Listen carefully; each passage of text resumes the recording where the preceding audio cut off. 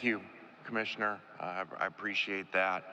Um, really grateful and thankful to so many people that have supported this challenging week from all over the country, especially Oxford and Ole Miss community and church yesterday, and even Pastor Fish afterwards coming over with myself and Mom was really special. And it's been an amazing outpouring of support, of stories from former players, former coaches, and especially former staff of people in the building, and how many friends came out of that, and the Bucks community and family. So in my opinion, it's not really the place or the time to go into a lot on this. That'll be Saturday in Tampa, and so I'll just say one thing. I've talked before about being my hero. I had a high school neighborhood friend, really middle school friend, and he said hero's not really the right term for him. It's superhero, and that's what he was to the people that he touched. And he used this term, and now I'm using this term in description of him, because I really feel like there's very few superheroes and very few great ones that loved everyone and tried to help everyone they came in touch with forever. Whether you were big or small, wherever you were, he tried to help. And one person said, which I think is telling for those that you don't know him, and I thought this was very descriptive. And he said, I met him in a gas station, and although he was a stranger to me, he made me feel like a friend, and that was him. So he'd never want anybody to have a bad day or be sad, so this is me trying to do that, and I appreciate everything, and there's already been a lot of questions about it, so I understand that, I'm appreciative of that, but as he would say, he had his first rule when he put on the chalkboard back in the day was to all players and coaches was to show up. First rule of getting better is you got to show up, and so show up and do your job, and that's what I'm trying to do here.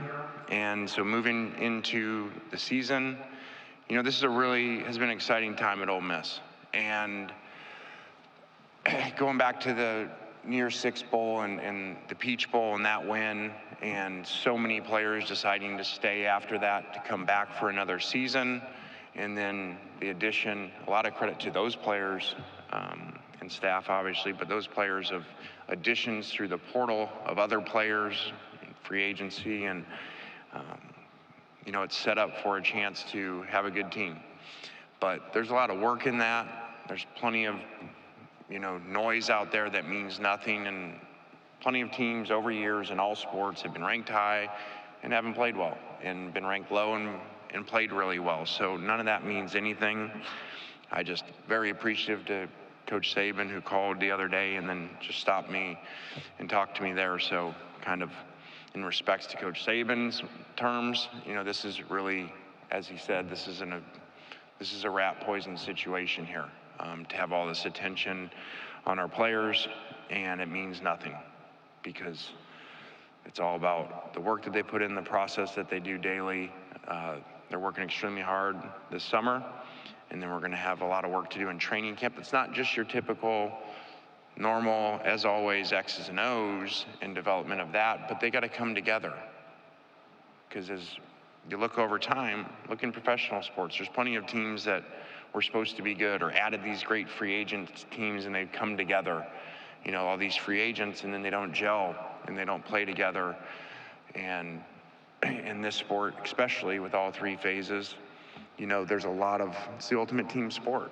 So there's a ton of work to do on the field and off the field for us to perform well.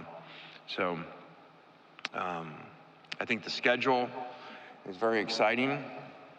I just said in the last interview, I am in this area, probably not in a lot. You wouldn't consider me a traditionalist, but in the conferences and the divisions, I am, but it is what it is, and there's some excitement in that the fans get to go to places they're not used to, and the players. So We have a very challenging schedule, home and away, and very hard places to play. Some of the hardest places in the country. So we're going to have a lot of work to do. All right, thank you, Coach. If you have a question, please raise your hand. We'll get Grant, Dylan, or Dinah to you with a microphone. We're going to start, Coach, straight down the middle aisle, about 3/4 of the way back, right in front. Hey, Coach. Mike Griffith, AJC Dog Nation. You mentioned the team element. Can you talk about some of the team building that you've done and how you've modified that with the number of transfers coming into your program? Yeah, I think in a way, you know, we've kind of had some examples to learn from.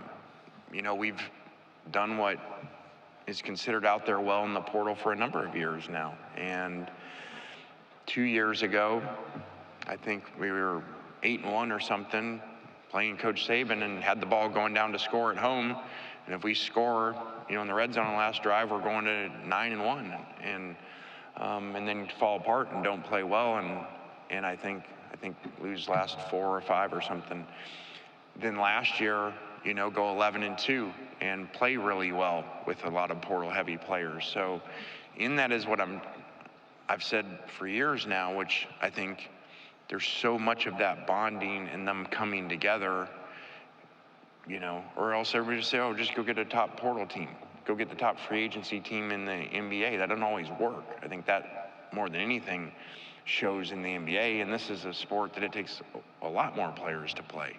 So I do think there's a good mixture of, it is portal, there's a lot of really good portal players, but you have so many players coming back, which we didn't have 2 seasons ago, that know our expectations, know how we want things done, and know what our culture is.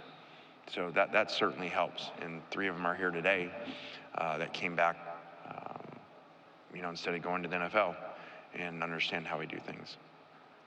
Coach, we'll go over to our right-hand side over on the far aisle, over to the right. Hey, Lane, Jared Redding, Inside the Rebels on 24/7 Sports. I was wondering if I could get your thoughts on the rule change a couple of weeks ago regarding accountable coaches on the field, opening up the door for analysts to be more involved in coaching and whatnot, and especially after adding Zach Arnett and Joe Judge to the staff.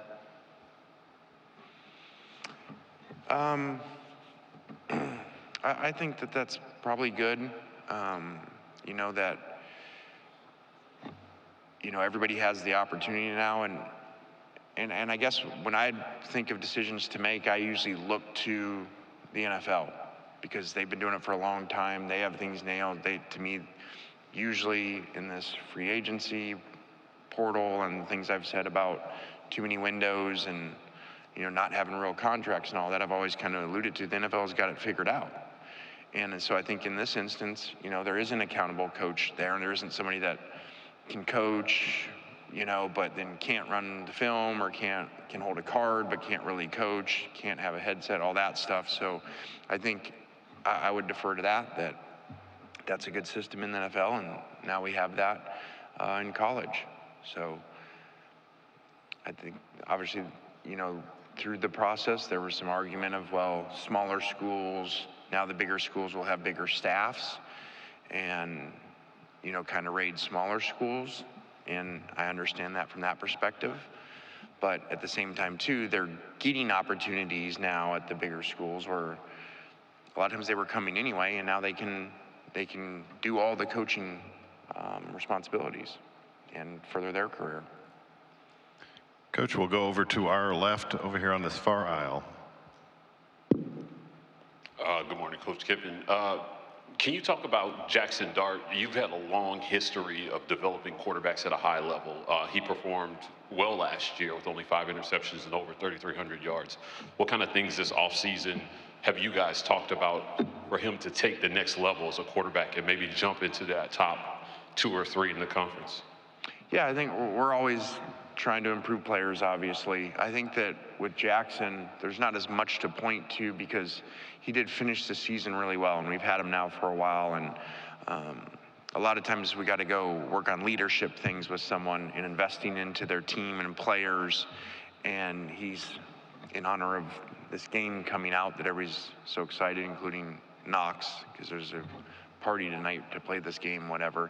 It makes me think of, if they had a rating of, like, which maybe they do, of leadership of a quarterback, he would be a 99, you know, because he invests into the players so much. So a lot of times you got to work on that with them. He has that nailed. So I think just continuing of his decision making, and then no matter how grounded you are, the spotlight gets big and the pressure gets big of him maintaining what he did really well at the end of the year, which is why we're so successful, which is taking care of the football and not forcing balls and making really good decisions. Coach, we'll go straight down that center aisle again, about 3/4 of the way back. Coach, Anthony Dasher from UJ Sports. How much did last year's Georgia game impact the way you tried to attack the portal this year? You know, I think that, I guess I said it after the game, you know, we've got to recruit better. And that was not a shot towards our players, because I hate that when it's like, oh, well, the coach is saying, I said, we got to coach better, but we as coaches got to recruit better, even in our thinking of evaluations and so forth. And one of the big things was, I just thought, which had happened in a few games here over our time here,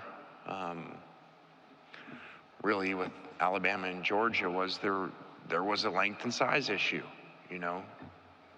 Both Kirby and Coach Saban, I mean, you learn from Coach Saban, like, there's an exact profile they recruit to of size. Now, that's not always easy to do everywhere. Everybody would love to have every player, you know, 6'5", but I do think that we addressed that, and I do think that game, and that was glaring. And again, we got to perform really well, we got to practice really well and coach really well, but we're going to look better coming off the bus, I guess. So we'll have more length and size. Coach, we'll stay right there in front of you to section to your right. Coach, Hunter Dawkins with the Gazebo Gazette and Super Talk Media News. You spoke earlier about the potential problem with the transfer portal, depending on what you have and what you come with. How important is it to you that you guys recruit at a high school level or a junior college level? Because both of those, obviously, in Mississippi are pretty strong.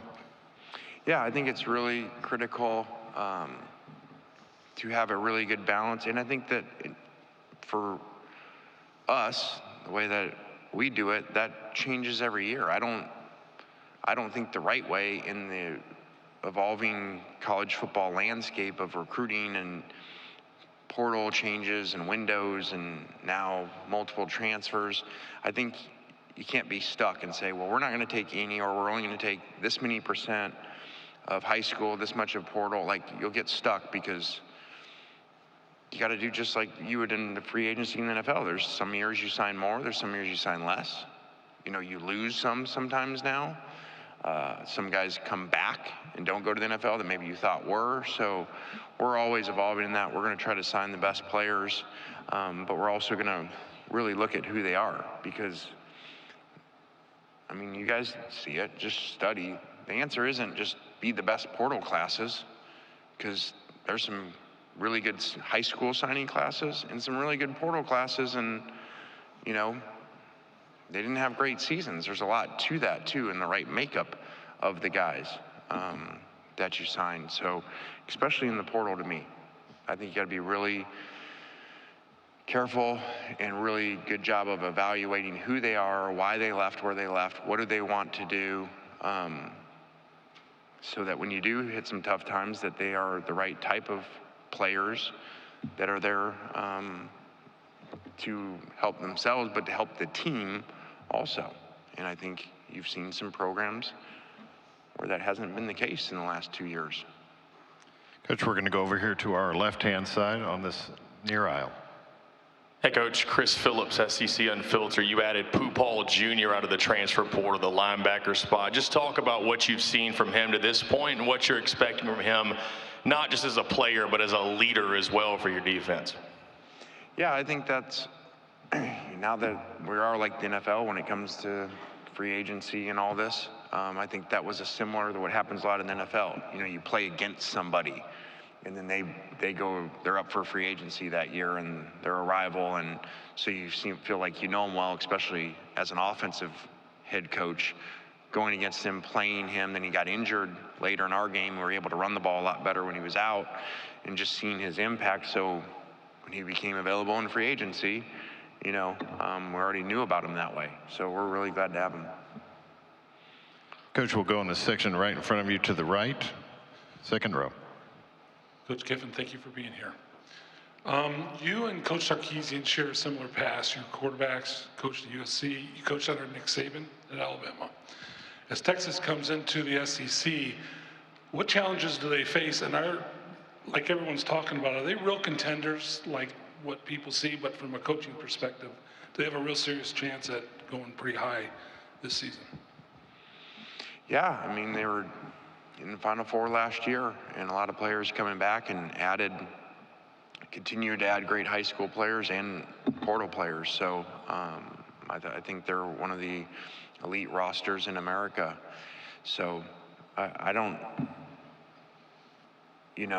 Sark would know well the challenges, so it's not like he's coming with a team in the SEC that with a coach that hasn't been. So I think he understands that, and that conference was competitive too, so he had tough games there and tough places to play on the road there. It's just different. And the SEC is really challenging, and study road records and study road records at night in the SEC. And why do those percentages change? They percentage because they're really good players, but they're really hard places to play with electric atmospheres that are challenging to play in. So you come in this conference, you get that more. Okay, Coach, we'll go right in front of me, right here in the front row. Tom. Hey, Lane, Tom Murphy, Arkansas Democrat Gazette. Wanted to follow up on the Chris Paul question. What you saw from him in the spring, what role he might play for you. And part two, you've had 4 pretty wild games against Arkansas. Just maybe your thoughts on what that rivalry's been like with Sam Pittman teams. Yeah, that has been a rivalry that continues with this changing of division. So I guess for the next 2 seasons at least, which is exciting. As I said in that previous interview, when they talked about the no more divisions, and obviously we understand why that was done, but there's some really cool rivalries that don't take place now. And whether that's people changing conferences that don't take place, that have taken place for a long time, but even within the conferences. And so as you allude to that, that's exciting that they're still on there, because there have been extremely competitive games. 2 very passionate fan bases, and so I'm glad they're still on there from a standpoint of keeping some tradition of who we play every year. Hey, Coach, we'll stay in the same section, just on the other side of the aisle. Coach, right here. Straight down. Kevin Sherrington, Dallas Morning News. You commented on what the challenges would be for Texas coming to the SEC. I just wonder what your thoughts are personally about the Texas and Oklahoma both coming to the SEC, and what do you think that does for the league, if anything? Well, I think the commissioner has done an amazing job. That was actually in my notes to thank him, for how he continues to push our conference as the elite conference in college football. And then I got a little flustered there, as maybe you could imagine, and forgot to say that. So that's just really exciting. You talk about 2 of the top programs in the history of college football, and then as I look at things too, like I said earlier, places that are really hard to play. And then you get these night games filtered in, and places get really hard to play with fan bases like Oklahoma and Texas. So that's really exciting for the conference, and continues to kind of elevate the super conference. Coach, we'll go back over to our far right-hand side. Far right. Lane, John Sokoloff with WCBI. Obviously, with Ole Miss, you've done a good job of getting a lot of rushing yards with your teams in the past couple of years. How confident are you that you guys will be able to kind of fill the void of Quinshon Judkins when you consider the guys that you brought in from the portal, who you have on the roster at running back, and et cetera? Well, Quinshon's a great player, one of the best players in all of college football. And as we alluded to earlier, we're in an NFL world where It's not like, yo, you just go to the portal and you get everybody and nobody comes and gets your guys. I mean, it's free agency. And so we wish him the best. That's very hard to replace. We have a number of guys that we're excited about, some that have some health issues that we're going to have to work through training camp and even into the season. And we're just always going to try to find the best way to win. And for those of you that have covered our teams over the years, or even our offenses at places over the years, that can look very different year to year. You know, if you go back even to Alabama, those three offenses look very different. So I don't know. We'll find out what that is, and we'll always evolve as coaches to work our offense and our systems around the players so that we perform the best to win the most games, even if that doesn't look the same. Coach, we'll go straight down the middle aisle, about 4 rows back. Coach Kiffin, Emily Grace McWhorter from the next round. You've used the term route poison a lot in these last few weeks. Realistically, in a time where your players and staff can see what is being said about them on social media, how do you realistically contain that in your program over the next month? Yeah, I don't know that you completely contain it. You just continue to talk about it, and kind of like in parenting, you just continue to hit on it and hope that it sticks. And I mean, on the plane ride down here with the 3 of them, just continue to remind them about that. You know, that doesn't mean anything, you know, and nowadays it's harder, as you mentioned, because it's coming to their phones all day long and how great they are, or you're not ranked here and you're supposed to be ranked here as the receiver or any of that stuff. And just continue to remind, I get it. We're all humans. Like, you read stuff, you start to believe it when you see it enough, but you just got to continue to remind them that really means nothing. It really doesn't. Okay, we'll go straight in front of me here on the near aisle. You have a question in this area? Right there, Brent.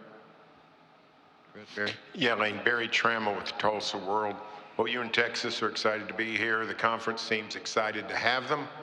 But as the coach of a program that's really built up and gotten near the top, does this just make your job that much tougher? Yeah, I think that's fair. You know, it does make it more challenging if you bring in 2, you know, national traditional powers of Heisman's and stadium size and tradition. Yeah, it makes our jobs more challenging, but I'm not a money numbers guy. I'm sure that there obviously was an impact there that makes all our programs better off financially. So I say to our players all the time, and no matter what it is in life, whether it seems good or bad, there's an opposite to it. There's a cost and there's a benefit, or there's a benefit to it, but there's going to come a cost, and I think that's an example of that. It's awesome in a lot of areas, but it's harder to win when you add those two teams. So, but probably in the end, it just makes us all better. Coach, we'll take one final question in the section right in front of me, about halfway back. Hey, Coach. Steve Moulton, WZZN out of Huntsville, Alabama. Appreciate you being here. I was hoping you could speak to your defense and specifically your secondary, and what kind of value has Coach Neighbors brought to your coaching staff? Yeah, Coach Neighbors has done a great job. Was familiar with him he was at Alabama when I was on Coach Saban's staff there, and then we brought him to FAU, and then here.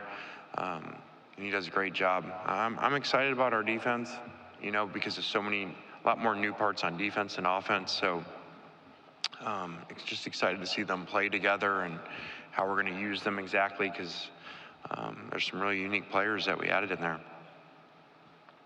Coach Kiffin, thank you for your time today. All right, guys, thank you. Have a good week.